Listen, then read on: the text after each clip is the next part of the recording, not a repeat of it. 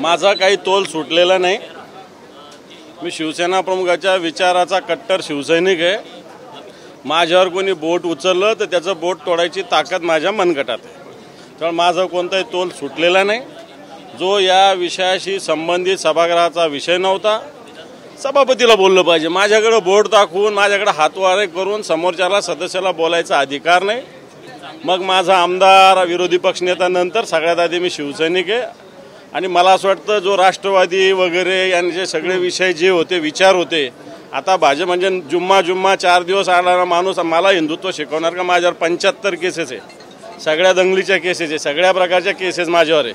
4 वेळेस तडीपार झालेला माणूस आहे, मी शिवसैनिक आहे। आणि मला हिंदुत्व शिकवणार प्रसाद लाडसारखा माणूस, भाटगा, नुसता धंदा करणारा पक्षाचा विचार घेऊन, तो मला हिंदुत्व शिकवणार का? मैंने गाली दी ही नहीं, वो मेरे आंग पर आए। मैंने उनको इतना ही बताया कि आप अगर ऐसी बात करेंगे तो हम भी बात करेंगे। और मैं आज भी हूँ, हम किसी से डरते नहीं हैं। सभागृह के अंदर, सभागृह के बाहर, गली के बाहर, और अगर आप बोलेंगे तो मातोश्री के नुक्कड़ पर भी जाकर जवाब देने के लिए हम तैयार हैं।